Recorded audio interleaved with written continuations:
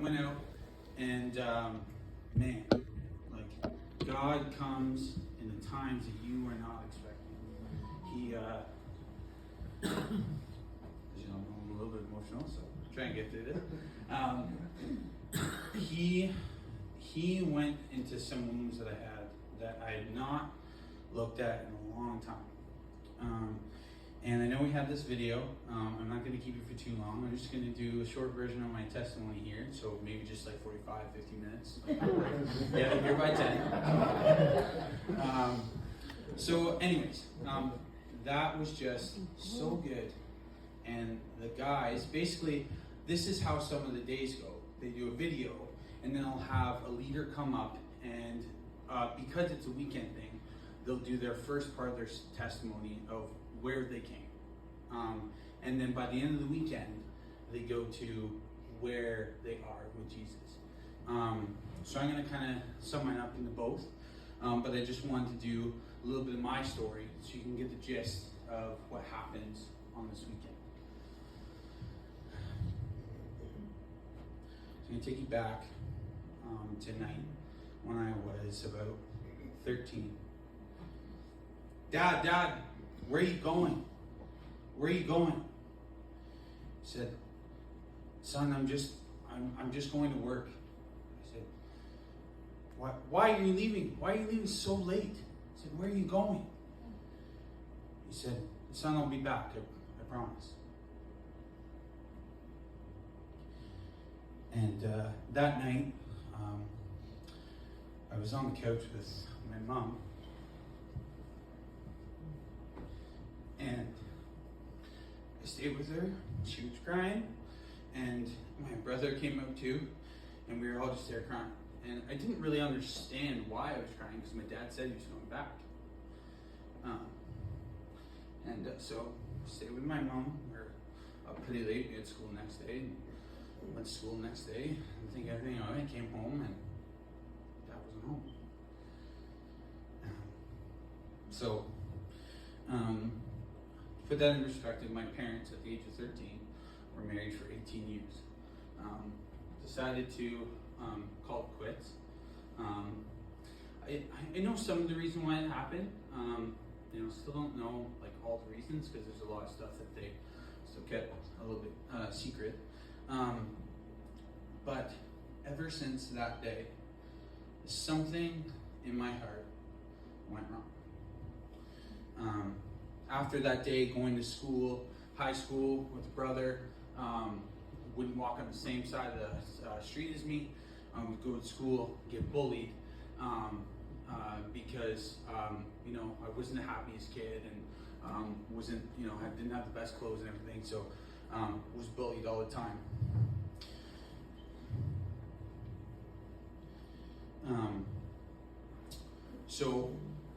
Through this, I got into the wrong crowds.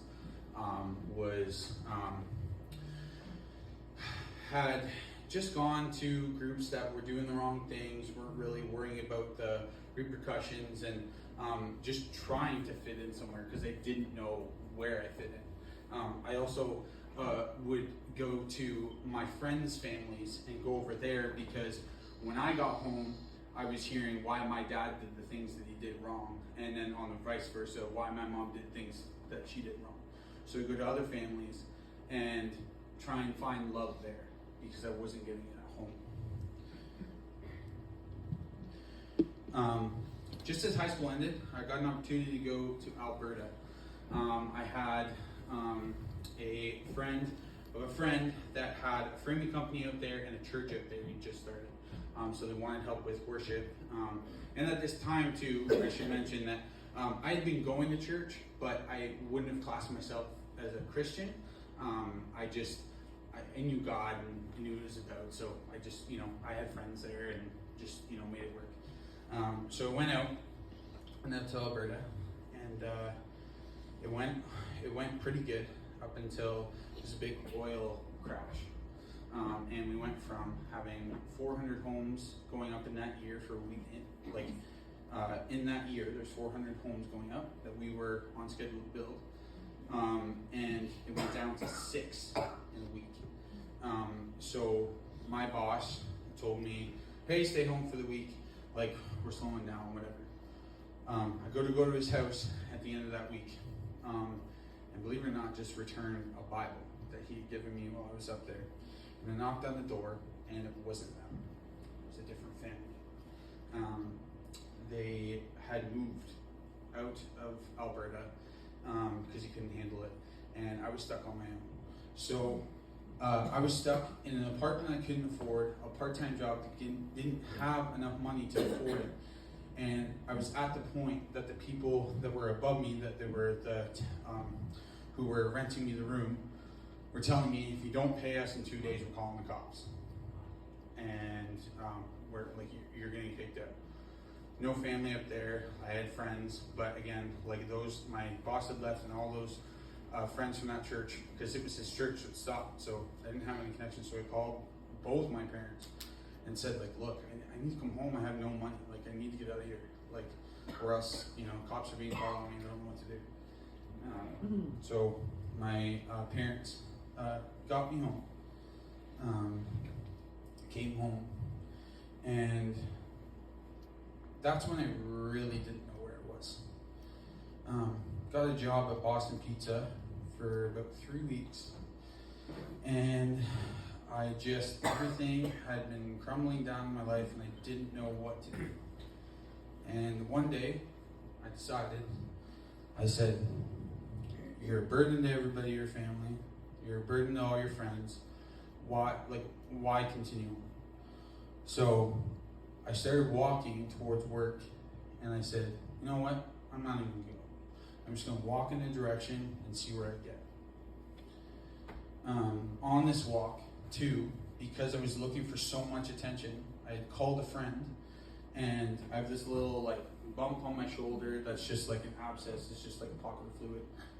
And I told him, I said, hey man, like, just want to let you know, like, I think I have cancer. It's not good. Just looking for something. Like, I wasn't right. And he could hear it in my voice. And he said, no, like, there's no way. Like, and kept like pressuring me to get something out. And then finally I was like, yeah, no, I actually just lied to you. And I was in tears, and I just didn't know what I was doing. So anyways, hung up the phone, continued walking, and just told myself, like, just walk somewhere where you don't know anybody, and just go. Like, I didn't know what I was going to do. I was just going to go somewhere else because I couldn't be where I was. Threw my backpack away with all my stuff, threw my phone, and just kept walking. And then God came in. And a friend of mine that never really drives down the road that I was walking, and happened to drive past me. And I rolled down the window and said, Ryan, what the heck are you doing? And I was like, don't talk to me, like, just go. And he was like, no, like, what are you doing? Like, where are you going? And I was like, I don't know, just like leave me alone. Like, I don't need you here right now. And he kept backing it towards me, and he said, no, like, stop. Like, you're getting in my car. And I said, no, man, I'm not. Like, go away. He said, Ryan, get in my car. Like, I'm not leaving you. So, sat down on the ground, started crying, and I just said, man, like, I don't know if I can do this anymore. I said, like, I just keep screwing up, nothing keeps happening for me. I'm just like, I'm not right. He said, get in my car. So, proceeded to get in his car. And he said, look, he's like, I can tell you one thing for sure, that I love you and I never leave you alone. And he's like, if you left today, he's like, I would miss you every day for the rest of my life. And he said, you know who else does? He said, God wouldn't want you to do this. He said, God loves you, and you're his son, and he made you in his image, and there's something that you're going to do in your life. He said, I don't know what it is, but you're going to do something great. So you need to continue. You need to keep going.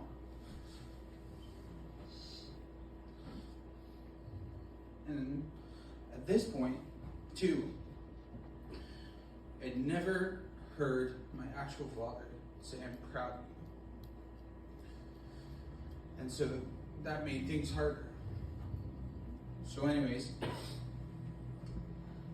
past that point, I had opportunities to go to Jackson's Point, where I finally met the Lord at the right time and asked him for forgiveness and decided to follow him.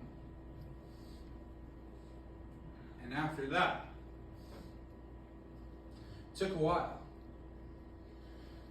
But through that, I found my wife.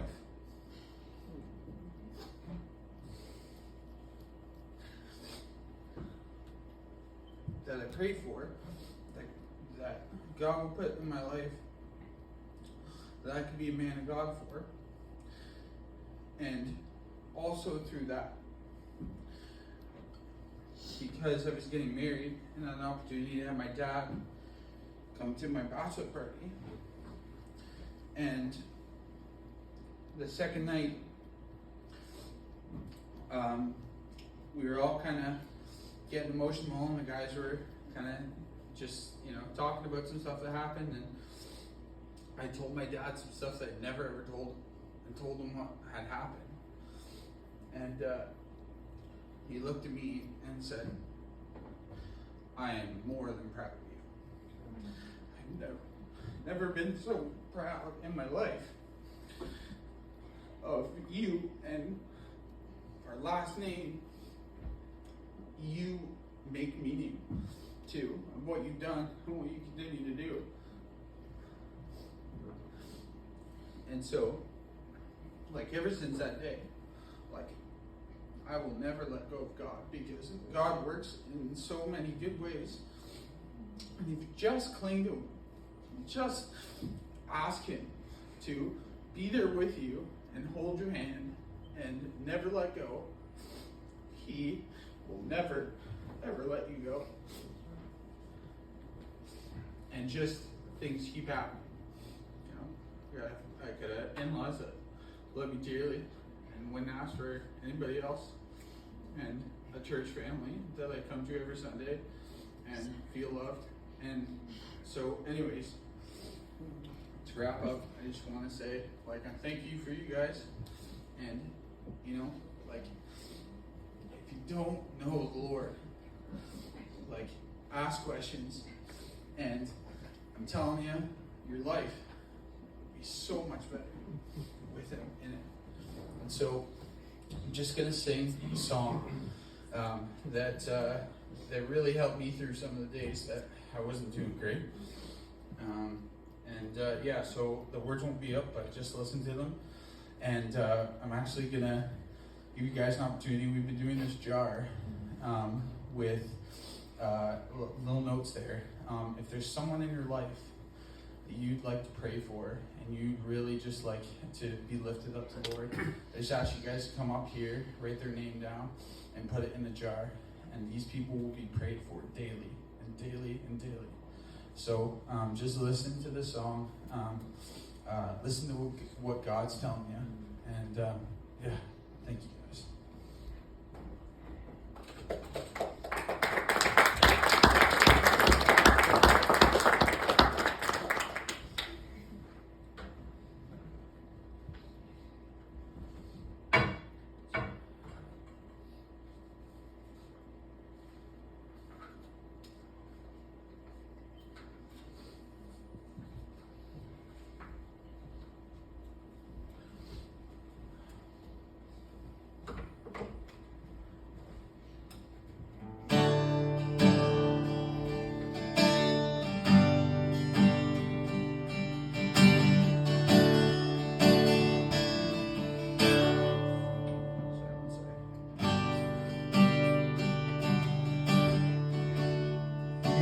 Voice of love that's calling. There's a chair that waits for you,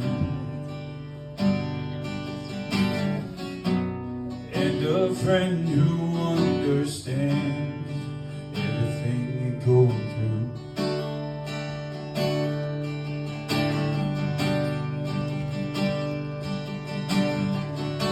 But you keep standing at a distance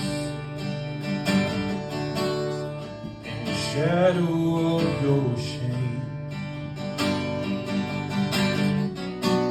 There's a light of hope that's shining. Won't you come and take your place? Bring it on to the table. Nothing he ain't seen before. For all your sin, all your sorrow and your sadness, there's a Savior and he calls. Bring it all to the table. He can see the weight you carry, fears that hold your heart. Through the cross you've been forgiven. You're accepted as you are. Bring it all to the table. Nothing he ain't seen before. For all your sin, all your sorrow and your sadness, there's a Savior and he calls. Bring it all to the table. You can bring it all.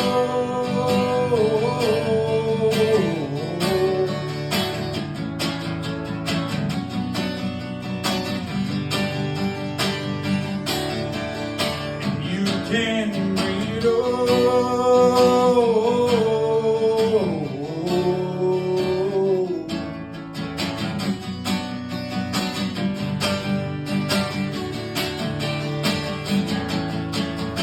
Come on in, take your place. There's no one who's turned away. Oh, you sinners, and oh, you saints, come right in and find your grace. Come on in, take your place. There's no one who's turned away. Oh, you sinners, oh, you saints, come right in and find your grace. Bring it all to the table. There's nothing he ain't seen before. For all your sin, all your sorrow and your sadness, there's a Savior and he calls. Bring it all to the table. It's a Savior and he calls. Bring it all to the table. Amen. You guys just want to stand. Emily's going to come up and we're just going to say the benediction.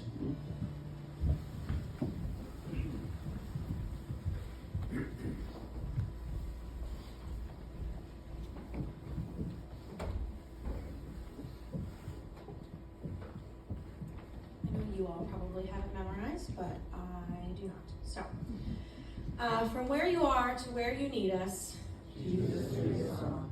from the sanctuary of what we know to the adventures of what you will show us, Jesus, lead us on. because you go with us and before us, and you say to us, do not be afraid. Jesus, lead us on. Jesus on. Jesus, lead us on. God bless you and keep you. For the silent auction, I think we're going to wrap it up very soon. I think we'll give it like 5 more minutes. If there's people who came in after we get started. And then I'm going to collect them and we'll announce who's won what. If you end up leaving and you don't get to hear what you won, that's okay. We'll re-announce it next week probably. So yeah, 5 more minutes.